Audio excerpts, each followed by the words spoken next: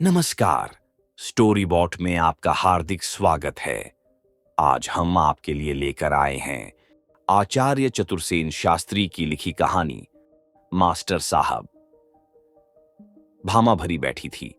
Master साहब ने ज्यों ही घर में कदम रखा, उसने विषदृष्टि से पति को देखकर तीखे स्वर में कहा, यह अब तुम्हारे आने का समय हुआ है। इतना कह दिया था कि आज मेरा जन्मदिन है, 4 मिलने वालियां आएंगी, बहुत कुछ बंदोबस्त करना है, जरा जल्दी आना। सो उल्टे आज शाम ही कर ली। पर लाचारी थी प्रभा की मां, देर हो ही गई। कैसे हो गई? मैं कहती हूं, तुम मुझसे इतना जलते क्यों हो? इस तरह मन में आंट गांठ रखने से फायदा। साफ क्यों नहीं कह देते कि तुम्हें मैं फूटी आंखों भी नहीं सुहाती? यह बात नहीं है प्रभा की मां, तनख्वाह मिलने में देर हो गई। एक तो आज इंस्पेक्टर स्कूल में आ गए, दूसरे आज फीस का हिसाब चुकाना था, तीसरे कुछ ऑफिस का काम भी हेडमास्टर साहब ने बता दिया, करना पड़ा। फिर आज तनख्वाह मिलने का दिन नहीं था, कहने सुनने से हेडमास्टर ने बंदोबस्त किया।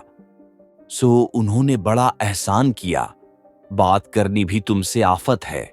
मैं पूछती हूं, देर क्यों कर दिया आप? लगे आल्हा गाने। देखूं रुपए कहां हैं? मास्टर साहब ने कोट अभी अभी खूंटी पर टांगा ही था, उसकी जेब से पर्स निकालकर आंगन में उलट दिया।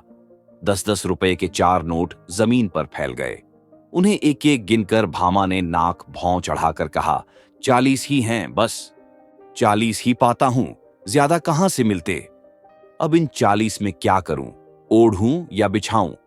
कहती हूं, छोड़ दो इस मास्टरी की नौकरी को। छदाम की भी तो ऊपर की आमदनी नहीं है। तुम्हारे ही मिलने वाले तो हैं, वे बाबू दाताराम रेल में बाबू हो गए हैं। हर वक्त घर भरा पूरा रहता है, घी में घी, चीनी में चीनी, कपड़ा लत्ता और दफ्तर के 10 कुल्ली चपरासी हाजिरी भुगताते हैं, वह जुदा। वे क्या तुमसे ज्यादा पढ़े हैं? क्यों नहीं रेल बाबू हो जाते? वे सब तो गोदाम से माल चुरा कर लाते हैं प्रभा की मां, मुझसे तो चोरी हो नहीं सकती। तनख्वाह जो मिलती है उसी में गुजर बसर करना होगा। तुमने तो कह दिया, पर इस महंगाई के जमाने में कैसे? इससे भी कम में गुजर करते हैं लोग प्रभा की मां। वे होंगे कमीन, नीच। मैं ऐसे छोटे घर की बेटी नहीं हूं, पर अपनी औकात के मुताबिक ही तो सबको अपनी गुजर बसर करनी चाहिए। इसमें छोटे बड़े घर की क्या बात है? अमीर आदमी ही बड़े आदमी नहीं होते प्रभा की मां। ना, बड़े आदमी तो तुम हो जो अपनी झोरू को रोटी कपड़ा भी नहीं जुटा सकते। फिर तुम्हें ऐसी ही किसी कहारिन महरिन से ब्याह करना चाहिए था। तुम्हारे घर का धंधा भी करती, इधर उधर चौका वर्तन करके कुछ कमा भी लाती। मास्टर साहब चुप हो गए। वे पत्नी से विवाद करना नहीं चाहते थे। कुछ ठहर कर उन्होंने कहा, जाने दो प्रभा की मां, आज झगड़ा मत करो। वे थकित भाव से उठे, अपने हाथ से एक गिलास पानी उंडेला और पीकर चुपचाप कोट पहनने लगे। वे जानते थे कि आज अब चाय नहीं मिलेगी, उन्हें ट्यूशन पर जाना था। भामा ने कहा, जल्दी आना और ट्यूशन के रुपए भी लेते आना। मास्टर जी ने विवाद नहीं बढ़ाया। उन्होंने धीरे से कहा, अच्छा, और घर से बाहर हो गए। बहुत रात बीते जब वे घर लौटे तो घर में खूब चुहल हो रही थी। भामा की सखी सहेलियां सजी धजी गा बजा रही थीं। अभी उनका खाना पीना नहीं हुआ था। भामा ने बहुत सा सामान बाजार से मंगा लिया था। पूड़ियां तली जा रही थीं और घी की सौंधी महक घर में फैल रही थी। पति के लौट आने पर भामा ने ध्यान नहीं दिया। वह अपनी सहेलियों की आवभगत में लगी रही। मास्टर साहब बहुत देर तक अपने कमरे में पलंग पर लेटे भामा के आने और भोजन कराने की प्रतीक्षा करते रहे और न जाने कब सो गए। रात को भूखे ही सो रहे तुम, खाना नहीं खाया? कहां, तुम काम में लगी थीं। मुझे पड़ते ही नींद आई तो फिर आंख ही नहीं खुली। मैं तो पहले ही जानती थी कि बिना इस दासी के लाए तुम खा नहीं सकते। रोज ही तो चाकरी बजाती हूं। एक दिन मैं तनिक अपनी मिलने वालियों में फंस गई, सो रूठ कर भूखे ही सो रहे। सो एक बार नहीं 100 बार सो रहो, यहां किसी की धौंस नहीं सहने वाले हैं। लेकिन प्रभा की मां, इसमें धौंस की क्या बात है? मुझे नींद आ ही गई। आ गई तो अच्छा हुआ, अब महीने के खर्च का क्या होगा? ट्यूशन ही के 20 रुपये जेब में पड़े हैं, उन्हीं में काम चलाना होगा। ट्यूशन के 20 रुपये? वे तो रात काम में आ गए, मैंने ले लिए थे, वे भी खर्च कर दिए। बड़ा कसूर किया, अब फांसी चढ़ा दो। नहीं नहीं प्रभा की मां, मेरा ख्याल था 40 रुपये में तुम काम चला लोगी, 20 बच रहेंगे, इनसे दब भींच कर महीना कट जाएगा। यह तो रोज का रोना है, तकदीर की बात है, यह घर मेरी ही फूटी तकदीर में लिखा था। पर क्या किया जाए, अपनी लाज तो ढकनी ही पड़ती है। लाख भूखे नंगे हों, पराइयों के सामने तो नहीं रह सकते। वे सब बड़े घर की बहू बेटियां थीं, कोई खटीक चमारिन तो थी ही नहीं, फिर 60-50 रुपये की औकात ही क्या है। मास्टर साहब चिंता से सिर खुजाने लगे। उन्हें कोई जवाब नहीं सूझा। महीने का खर्च चलेगा कैसे, यही चिंता उन्हें सता रही थी। अभी दूध वाला आएगा, धोबी आएगा। वे इस माह में जूता पहनना चाहते थे, बिल्कुल काम लायक न रह गया था। परंतु अब जूता तो एक और रहा और आवश्यक खर्च की ही चिंता सवार हो गई। पति को चुप देखकर भामा झटका देकर उठी। उसने कहा, अब इस बार तो कसूर हो गया भाई, पर अब किसी को नहीं बुलाऊंगी। इस अभागे घर में तो पेट के झोले को भर लिया जाए तो ही बहुत है। उसने रात का बासी भोजन लाकर पति के सामने रख दिया। मास्टर साहब चुपचाप खाकर स्कूल को चले गए। भामा ने कहा, बिना कहे तो रहा नहीं जाता, अब तेली तंबोली दूध वाला आकर मेरी जान खाएंगे। क्या कहूं उनसे, बोलो तो। तुम्हें तो अपनी इज्जत का ख्याल ही नहीं, पर मुझसे तो इन नीचों के तकाजे नहीं सहे जाते। मास्टर जी ने धीमे स्वर में नीची नजर करके कहा, करूंगा प्रबंध, जाता हूं। लेकिन क्यों सहती हो बहिन, इन पुरुषों की प्रभुता का जुआ हमें अपने कंधे पर से उतार फेंकना होगा। हमें स्वतंत्र होना होगा। हम भी मनुष्य हैं, पुरुषों ही की भांति। कोई कारण नहीं जो हम उनके लिए घर गिरस्ती करें, उनके लिए बच्चे पैदा करें और जीवन भर उनकी गुलामी करती हुई मर जाएं। भामा की आंखें चमकने लगीं। उसने कहा, यही तो मैं भी सोचती हूं श्रीमती जी। आप ही कहिए, 40 रुपए की नौकरी, फिर दूध धोए भी बने रहना चाहते हैं। आप ही कहिए, दुनिया के एक कोने में एक से एक बढ़कर भोग है, क्या मनुष्य का दिल उन्हें भोगना न चाहेगा? क्यों नहीं, फिर वे भोग बने किसके लिए हैं? मनुष्य ही तो उन्हें भोगने का अधिकार रखता है। यही तो, पर पुरुष ही उन्हें भोग पाते हैं, वे ही शायद मनुष्य हैं। हम स्त्रियां जैसे मनुष्यता से हीन हैं। हमें लड़ना होगा, हमें संघर्ष करना होगा, हमें पुरुषों की बराबरी की ही होकर जीना होगा। इसी उद्देश्य पूर्ति के लिए हमने यह आजाद महिला संघ खोला है। तुम्हें चाहिए कि तुम इसमें सम्मिलित हो जाओ। इसमें हम न केवल स्वतंत्रता की पाठ पढ़ाते हैं, बल्कि स्त्रियों को स्वावलंबी रहने के योग्य भी बनाते हैं।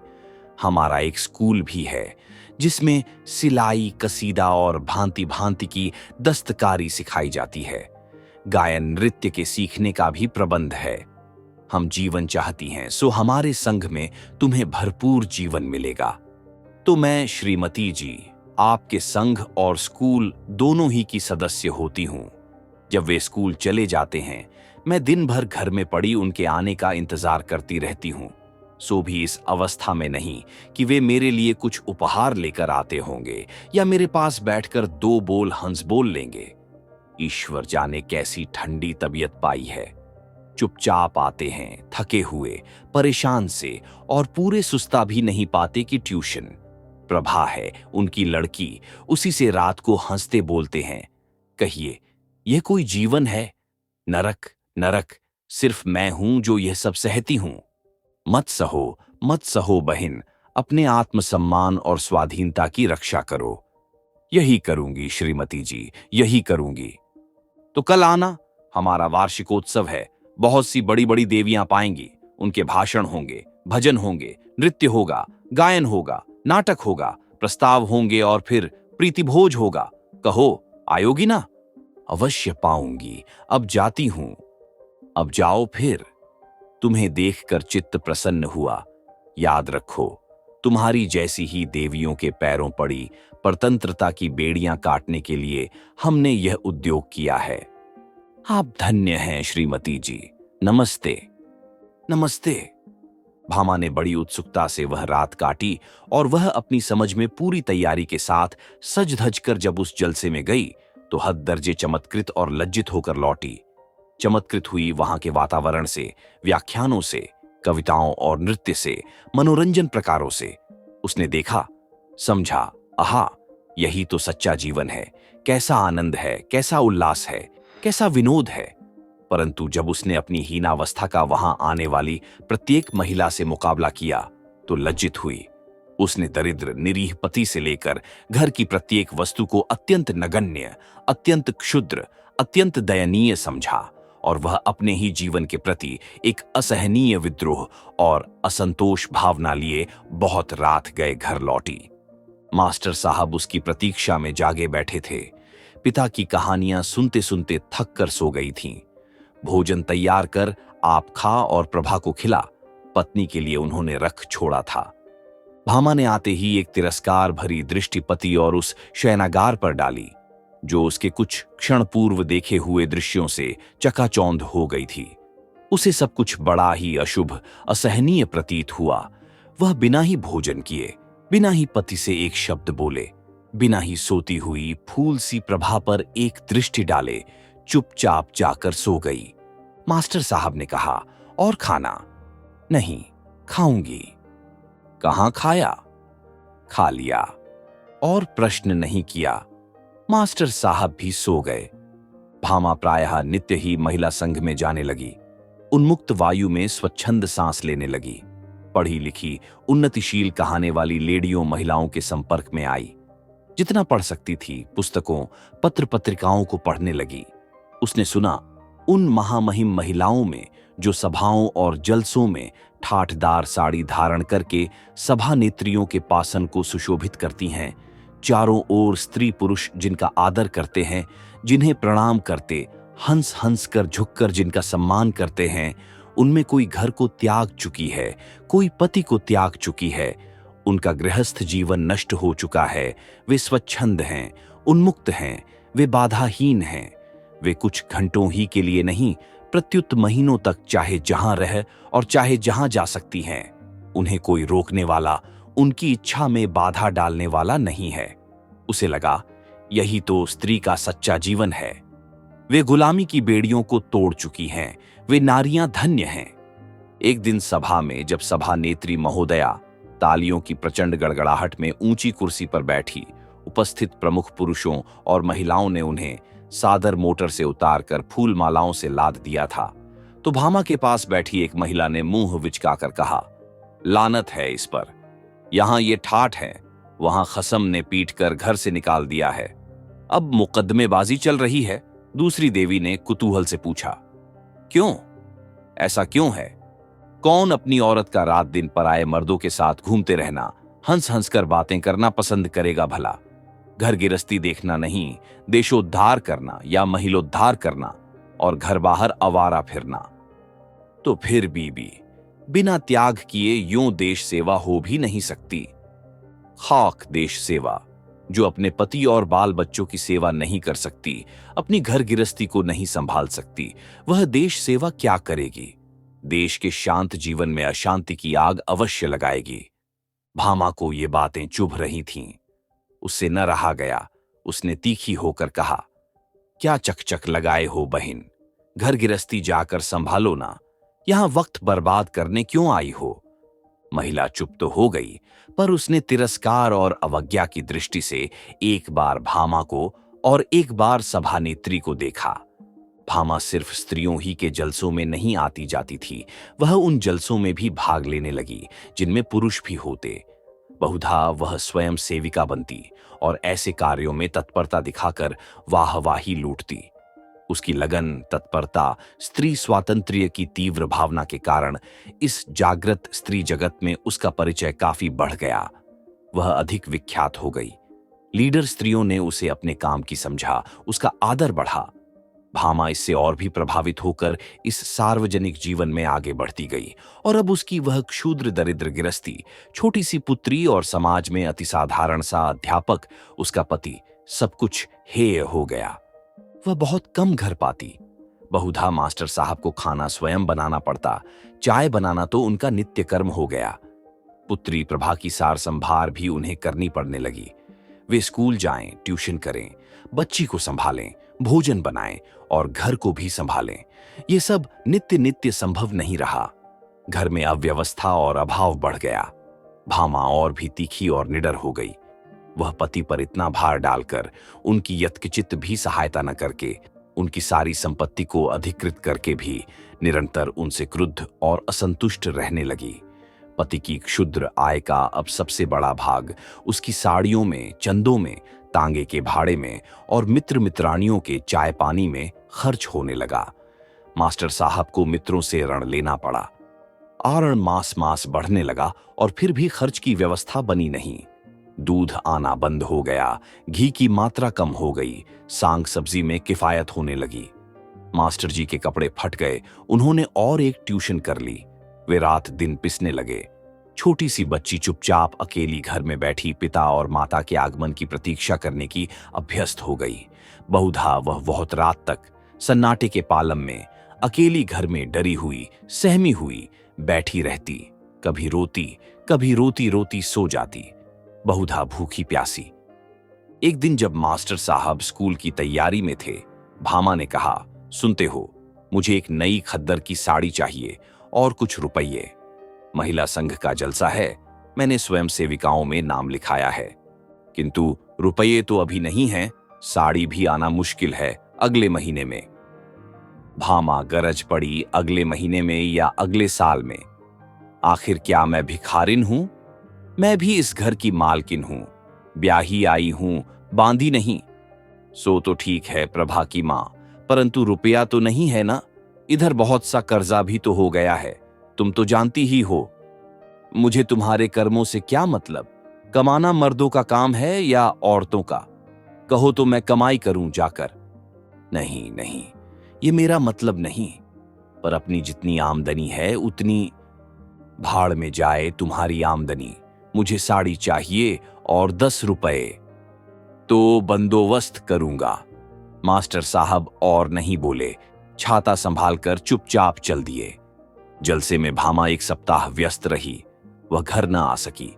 8 दिन बाद जब वह आई तो उसके रंग ढंग ही बदले हुए थे। उसमें लीडरी की बू आ गई थी। अब वह एक बच्ची की मां, एक पति की पत्नी, एक घर की गृहिणी नहीं, एक आधुनिकतम महिला उद्धारक स्त्री थी।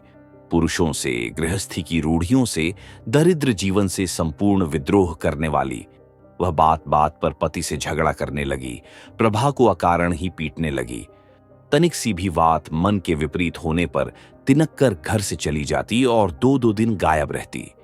उसकी बहुत सी सखी सहेलियां हो गई थीं, बहुत से अड्डे बन गए थे, जिनमें स्कूलों की मास्टरनियां, अध्यापिकाएं, विधवाएं, प्रौढ़ाएं और स्वतंत्र जीवन का रस लेने वाली अन्य अनेक प्रकार की स्त्रियां थीं। उनमें से प्रायः 100 ने स्त्रियों के उद्धार का व्रत ले रखा था। इन सब बातों से अंततः एक दिन मास्टर साहब का समुद्र सा गंभीर हृदय भी विचलित हो गया। पत्नी के प्रति उत्पन्न रोष को वे यत्न करके भी न दबा सके। प्रभा 2 दिन से ज्वर में बेहोश थी और भामा 2 दिन से गायब थी, किसी कार्यवश नहीं, क्रुद्ध होकर। प्रभा ने अम्मा अम्मा की रट लगा रखी थी। उसके होंठ सूख रहे थे, बदन तप रहा था। मास्टर साहब स्कूल नहीं जा सके थे, ट्यूशन भी नहीं, खाना भी नहीं। वे पुत्री के पास बैठे पानी से उसके होंठों को तर करते, अम्मा आ रही हैं कहकर धीरज देते। फिर एक गहरी सांस के साथ हृदय के दुख को बाहर फेंकते और अपने दांतों से होंठ दबा लेते और भामा के प्रति उत्पन्न क्रोध को दबाने की चेष्टा करते। भामा आई तो उसने न रुग्ण पुत्री की ओर देखा, न भूख प्यास से जर्जर छतित पति को। वह भरी हुई जाकर अपनी कोठरी में द्वार बंद करके पड़ गई।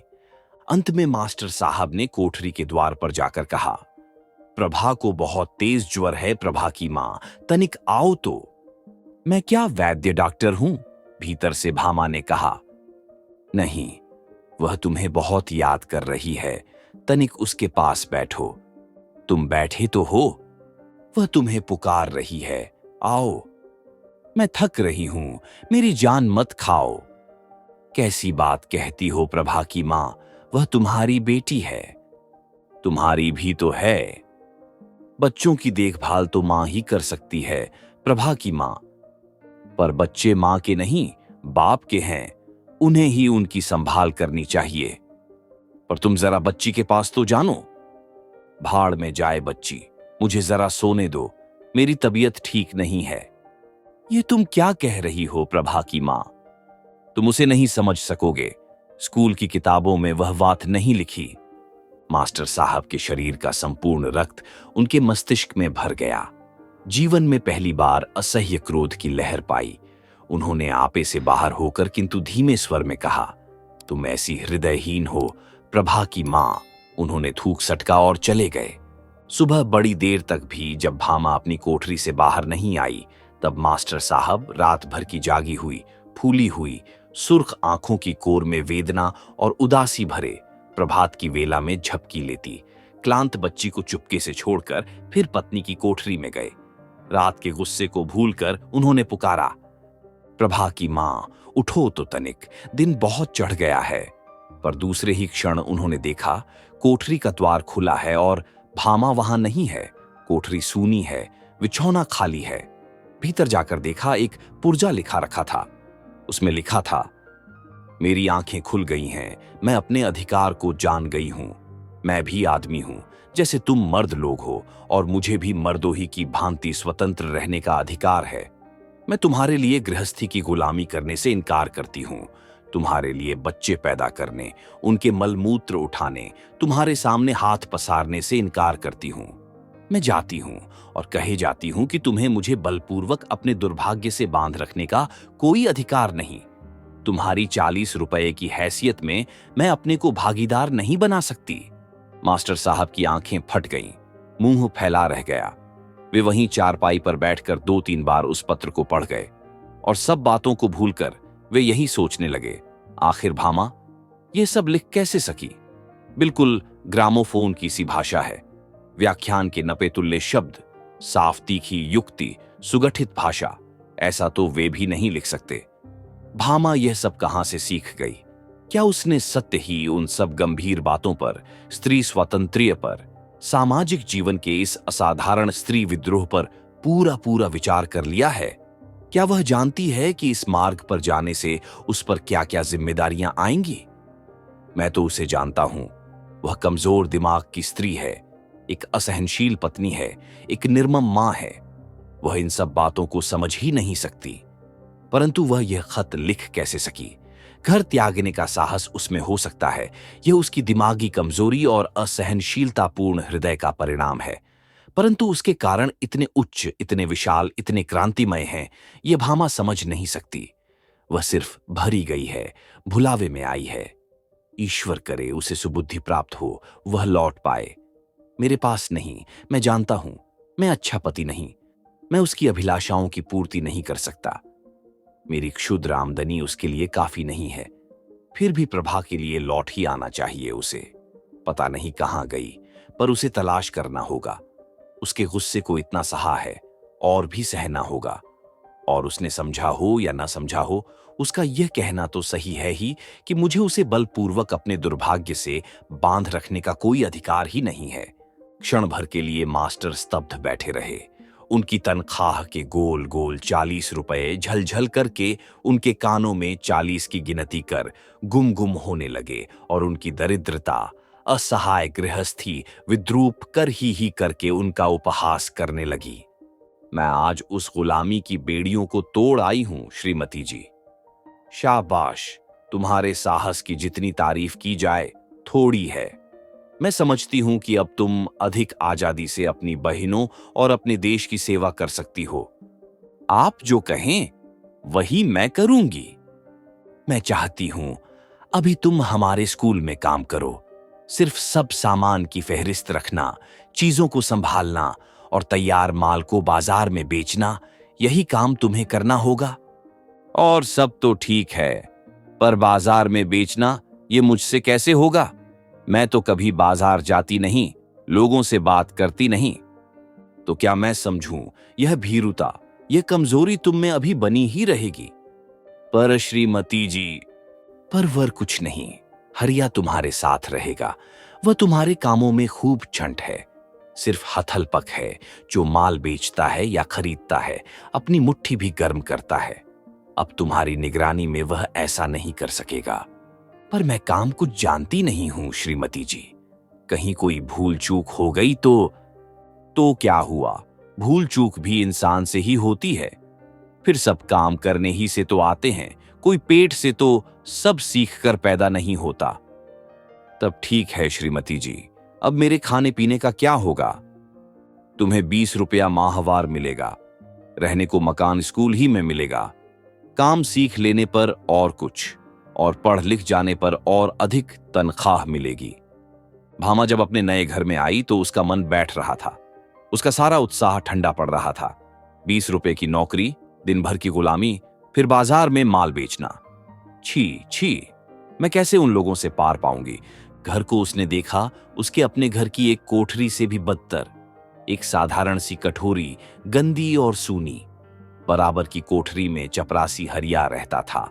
उसकी पीकर फेंकी हुई अधजली विड़ियां बिखरी पड़ी थीं। झाड़ महीनों से नहीं लगी थी। एक टूटी खाट और पुराना घड़ा पानी से भरा एक कोने में रखा था। यह सब देखकर उसे अपना घर, गरीब पर साफ सुथरा, छोटी सी बिटिया प्रभा और सदा शांत शिष्ट रहने वाले पति की याद आने लगी। पर उसने दृढ़ता पूर्वक आगे कदम बढ़ाने की ठान ली। कोठरी उसने झाड़ बुहार कर ठीक कर ली। हरिया से उसने कहा, लेकिन चारपाई, बिछौना, सामान मेरे पास तो कुछ नहीं है। आज भर मेरी चारपाई ले लो, पैसे हों तो दो, मैं सामान ला दूं, कल बंदोबस्त कर लेना।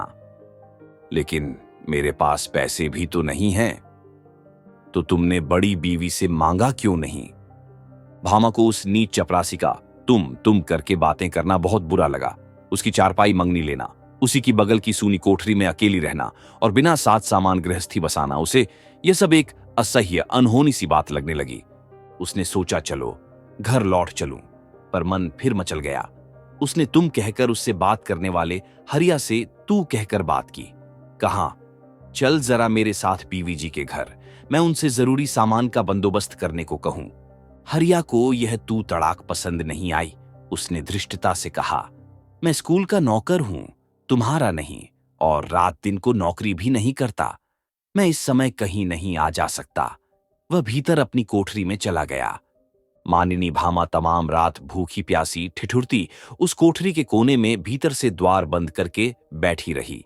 एक एक करके उसके सामने पति के प्यार, सहिष्णुता, अधीनता के चित्र खिंचने लगे। उसे ख्याल हुआ, उनकी यह दरिद्रता उनकी अकर्मण्यता से नहीं है, देश के वातावरण से, लाचारी से और परंपरा से ही है। उसे रह रहकर अपनी बच्ची की याद आने लगी, जो ज्वर में अपने सूखे होठों से अम्मा को पुकार रही थी। उसे पति का अभ्यस्त मधुरतम संबोधन, प्रभा की मां की याद आ रही थी। झरझर उसकी आंखों से आंसू बहते रहे। वह रोती रही। भूख प्यास से थकित, शिथिल, गंदी अंधेरी कोठरी में बैठी वह मन ही मन कहने लगी, यही हम स्त्रियों की स्वाधीनता का पथ है। दूसरी कोठरी में हरिया और उसके यार दोस्त छंड में दम लगा रहे थे, गंदी बातें बक रहे थे और बीच बीच में भामा को लेकर बहुत सी उचित अनुचित बातें कह रहे थे। किंतु श्रीमती जी, भामा मेरी पत्नी है। कह तो दिया आप नहीं मिल सकते, मगर मिलना बहुत जरूरी है। श्रीमती जी, उसकी बच्ची बहुत बीमार है। महाशय, वह आपसे मिलना नहीं चाहती, आपसे कोई सरोकार रखना नहीं चाहती। ऐसी हालत में आप उससे जबरदस्ती नहीं मिल सकते। जबरदस्ती नहीं श्रीमती जी, मैं आपसे प्रार्थना कर रहा हूं। आप नाहक हमारा सिर खाते हैं, लेकिन उसने उचित नहीं किया है। उसे सोचना होगा और आपको भी उसे समझाना चाहिए। सोचिए तो सही, वह एक पति की पत्नी ही नहीं, एक बच्ची की मां भी है। वह अपना हानि लाभ सोच सकती है, उसे आपकी शिक्षा की आवश्यकता नहीं है। श्रीमती जी है, उसे मेरी शिक्षा की सहायता की बहुत जरूरत है। वह अपना हानि लाभ नहीं सोच सकती। तो आप चाहते क्या हैं? जरा उसे यहां बुलाइए, मैं उससे बात करना चाहता हूं। परंतु मैंने कहा, वह आपसे बात करना नहीं चाहती। नहीं नहीं, बात करने में हानि नहीं है। ओफ, आपने तो सिर खा डाला।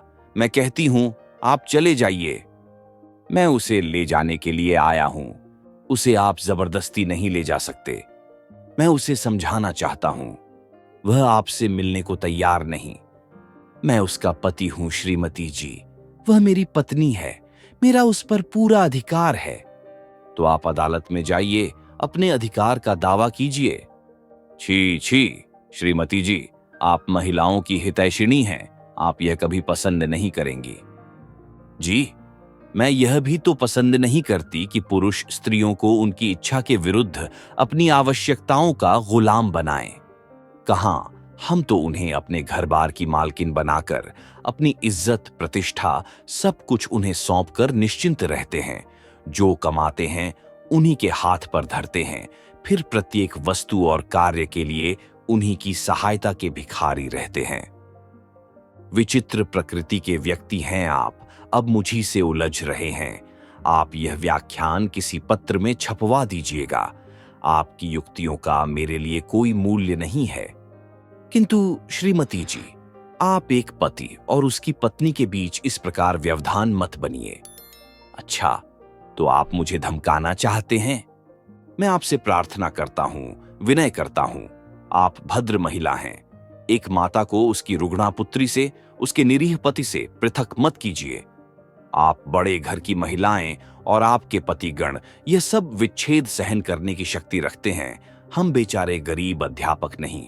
हमारी छोटी सी गरीब दुनिया है। शांत छोटा सा घर है, एक छोटे से घोंसले के समान। हम लोग न ऊधो के लेने में और न माधो के देने में।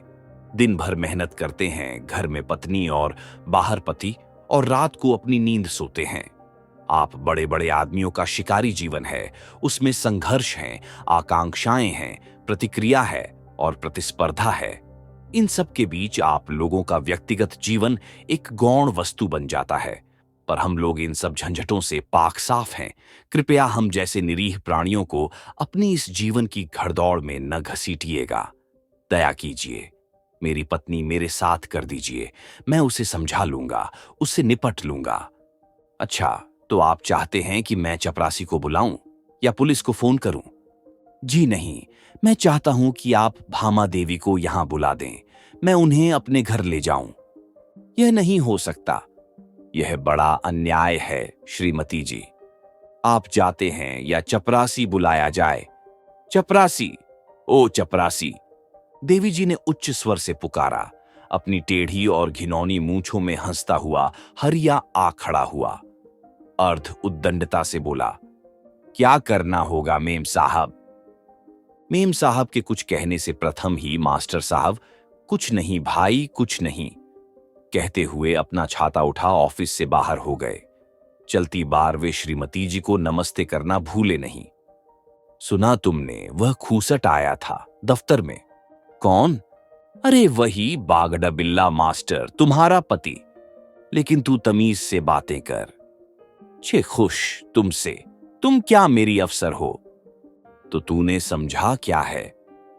तुम 20 पाती हो, मैं भी 20 पाता हूं, तुमसे कम नहीं। तो इसी से तू मेरी बराबरी करेगा? कल इतना काम कर दिया, सारा सामान बाजार से ढोकर लाया, और अब तू करके बातें करती हो। ऐसी ही शाहजादी थीं तो 20 रुपल्ली पर नौकरी करने और इस कोठरी में दिन काटने क्यों आई थीं? देख हरिया, ज्यादा बदतमीजी करेगा तो अच्छा नहीं होगा। क्या करोगी? मारोगी? मैं कहती हूं तू अपनी हैसियत में रह, और तुम भी अपनी हैसियत में रहो। बहुत सहा। कल मैं मेम साहब से साफ कह दूंगा कि जिस तिस की गुलामी करना मेरा काम नहीं है। ऐसी 360 नौकरी मिल सकती हैं। कुछ तुम्हारी तरह घर छोड़कर भगोड़ा नहीं हूं, इज्जत रखता हूं। भामा का सारा ही मान बिखर गया। ओह, अभी सिर्फ 2 ही दिन तो बीते हैं। इसी बीच में इतना कष्ट, इतना अपमान, इतनी वेदना, इतना सूनापन। हे ईश्वर, क्या अभी भी मैं अपने घर लौट नहीं सकती? क्या वे मुझे माफ नहीं कर सकते? अरे, मैं कितना उनसे तीखी रहती थी। कभी सौदे मुंह बात भी नहीं की, सेवा तो एक और रही। आज 2-2 कौड़ी के नीच आदमी मेरे मुंह लगते हैं। मैं एक गरीब मास्टर की बीवी ही सही, फिर भी एक इज्जतदार औरत तो हूं, किसी का दिया तो नहीं खाती। वे स्वयं लेने आए थे। कितना घबरा रहे होंगे। प्रभा की क्या हालत होगी। हाय, मैं उसे पेट की बच्ची को बुखार में तड़पती छोड़ आई। एक बार उसकी ओर देखा तक भी नहीं। सच तो यह है कि मैंने न कभी अपने पति का ख्याल किया, न संतान का। मैं सदा अपने में असंतुष्ट रही। अपने को देखा नहीं, सपने ही देखती रही। वह उस नीच कमीने नौकर से महजोरी करना रोक अपनी कोठरी में घस गई। द्वार भीतर से बंद कर ली और फूट फूट कर रोने लगी। दिन बीते, रातें बीती, सप्ताह बीते, महीने और साल बीते। 3 साल बीत गए। एक दिन दिवाली की रात को मास्टर साहब अपने घर में दिए जला प्रभा को खिला पिला बहुत सी वेदना, बहुत सी व्यथा हृदय में भरे बैठे थे। वालिका कह रही थी, बाबूजी, अम्मा कब आएगी? आएगी बेटी, आएगी। तुम तो रोज यही कहते हो। तुम झूठ बोलते हो बाबूजी। झूठ नहीं बेटी, आएगी। तो वह मुझे छोड़कर चली क्यों गई? आज दिवाली है बाबूजी। हाँ बेटी, तुमने कितनी चीजें बनाई थीं, पूरी, कचौरी, रायता, हलवा। हाँ हाँ बेटी, तुझे सब अच्छा लगा। हाँ बाबूजी, तुम कितनी खील लाए हो, खिलौने लाए हो। मैंने सब वहां सजाए हैं। बड़ी अच्छी है तू रानी बिटिया। यह सब मैं अम्मा को दिखाऊंगी। दिखाना। देखकर वे हंसेंगी, खूब हंसेंगी। फिर मैं रूठ जाऊंगी। नहीं नहीं, रानी बिटिया नहीं रूठा करती। तो वह मुझे छोड़कर चली क्यों गई? मास्टर जी ने टप से एक बूंद आंसू गिराया और पुत्री की दृष्टि बचाकर दूसरा पोंछ डाला। तभी बाहर खिड़की के पास किसी के धम्म से गिरने की आवाज आई। मास्टर जी ने चौंक कर देखा, गुनगुनाकर कहा, क्या गिरा? क्या हुआ? वे उठकर बाहर गए। सड़क पर दूर खंभे पर टिमटिमाती लालटेन के प्रकाश में देखा, कोई काली काली चीज खिड़की के पास पड़ी है। पास जाकर देखा, कोई स्त्री है। निकट से देखा, बेहोश है। मुंह पर लालटेन का प्रकाश डाला, मालूम हुआ भामा है। मास्टर साहब एकदम व्यस्त हो उठे। उन्होंने सहायता के लिए इधर उधर देखा, कोई न था, सन्नाटा था। उन्होंने दोनों बाहों में भामा को उठाया और घर के भीतर ले आए। उसे चरपाई पर लिटा दिया। बालिका ने भय मिश्रित दृष्टि से मूर्छिता माता को देखा, कुछ समझ न सकी। उसने पिता की तरफ देखा। तेरी अम्मा आ गई बिटिया, बीमार है यह। फिर भामा की नाक पर हाथ रखकर देखा और कहा, उस कोने में दूध रखा है, ला तो जरा। दूध के 2-4 चम्मच कंठ में उतरने पर भामा ने आंखें खोली। एक बार उसने आंखें फाड़कर घर को देखा, पति को देखा, पुत्री को देखा, और वह चीख मारकर फिर बेहोश हो गई। मास्टर जी ने नब्ज देखी, कंबल उसके ऊपर डाला। ध्यान से देखा, शरीर सूखकर कांटा हो गया है। चेहरे पर लाल काले बड़े बड़े दाग हैं। आंखें घड़े में धंस गई हैं। सामने के 2 दांत टूट गए हैं। आधे बाल सफेद हो गए हैं। कपड़े गंदे, चिथड़े, पैर कीचड़ और गंदगी में लथपथ। और वे दोनों हाथों से माथा पकड़कर बैठ गए। प्रभा ने भयभीत होकर कहा, क्या हुआ बाबूजी? कुछ नहीं बिटिया। उन्होंने एक गहरी सांस ली, भामा को अच्छी तरह कंबल उड़ा दिया। इसी बीच भामा ने फिर आंखें खोली। होश में आते ही वह उठने लगी। मास्टर जी ने बाधा देकर कहा, उठो मत, प्रभा की मां बहुत कमजोर हो, क्या थोड़ा दूध दूं? भामा जोर जोर से रोने लगी। रोते रोते हिचकियां बंध गई। मास्टर जी ने घबराकर कहा, यह क्या नादानी है, सब ठीक हो जाएगा, सब ठीक। पर मैं जाऊंगी, ठहर नहीं सकती। भला यह भी कोई बात है? तुम्हारी हालत क्या है, यह तो देखो। भामा ने दोनों हाथों से मुंह ढक लिया। उसने कहा, तुम क्या मेरा एक उपकार कर दोगे? थोड़ा जहर मुझे दे दोगे? मैं वहां सड़क पर जाकर खा लूंगी। यह क्या बात करती हो प्रभा की मां? हौसला रखो, सब ठीक हो जाएगा। हाय, मैं कैसे कहूं, आखिर बात क्या है? यह पापिन एक बच्चे की मां होने वाली है, तुम नहीं जानते। जान गया प्रभा की मां, पर घबराओ मत, सब ठीक हो जाएगा। हाय मेरा घर। अब इन बातों की इस समय चर्चा मत करो। तुम क्या मुझे क्षमा कर दोगे? दुनिया में सब कुछ सहना पड़ता है, सब कुछ देखना पड़ता है। अरे देवता, मैंने तुम्हें कभी नहीं पहचाना। कुछ बात नहीं, कुछ बात नहीं, एक नींद तुम सो लो, प्रभा की मां। आह मरी, आह पीर। अच्छा अच्छा, प्रभा बिटिया, तू जरा मां के पास बैठ, मैं अभी आता हूं बेटी। प्रभा की मां, घबराना नहीं, पास ही एक दाई रहती है, 10 मिनट लगेंगे, हौसला रखना। और वह कर्तव्यनिष्ठ मास्टर साहब जल्दी जल्दी घर से निकलकर दिवाली की जलती हुई अनगिनत दीप पंक्तियों को लगभग अनदेखा कर तेजी से एक अंधेरी गली की ओर दौड़ चले। चरण रज दो मालिक। वाहियात बात है, प्रभा की मां। अरे देवता, चरण रज दो, प्रोपतित पावन, मो अशरण शरण, ओ दीन दयाल, चरण रज दो। तुम पागल हो गई हो, प्रभा की मां। पागल हो जाऊंगी। 3 साल में दुनिया देख ली, दुनिया समझ डाली, पर इस अंधी ने तुम्हें न देखा, तुम्हें न समझा। यह तुम फालतू बकबक करती रहोगी तो फिर ज्वर हो जाने का भय है। बिटिया प्रभा, अपनी मां को थोड़ा दूध तो दे। मैं भैया को देखूंगी बाबूजी। भामा ने पुत्री को छाती से लगाकर कहा, मेरी बच्ची, तू अपने बाप की बेटी है, इस पतिता मां को छू दे, जिससे वह पाप मुक्त हो जाए। नाहक बिटिया को परेशान मत करो, प्रभा की मां। हाय, पर मैं तुम्हें मुंह कैसे दिखाऊंगी। प्रभा की मां, दुनिया में सब कुछ होता है, तुमने इतना कष्ट पाया है, अब समझ गई हो। उन सब बातों को याद करने से क्या होगा, जो होना था हुआ, अब आगे की सुध लो। हां, अब मुझे तनख्वाह 60 रुपये मिल रही है, प्रभा की मां, और ट्यूशन से भी 30-40 पीठ लाता हूं। और एक चीज देखो, प्रभा ने खुद पसंद करके अपनी अम्मा के लिए खरीदी थी। उस दिवाली को वे एक नवयुवक की भांति उत्साहित हो उठे, बक्स से एक रेशमी साड़ी निकाली और भामा के हाथ में देकर कहा, तनिक देखो तो। भामा ने हाथ बढ़ाकर पति के चरण छुए। उसने रोते रोते कहा, मुझे साड़ी नहीं, गहना नहीं, सुख नहीं, सिर्फ तुम्हारी शुभ दृष्टि चाहिए।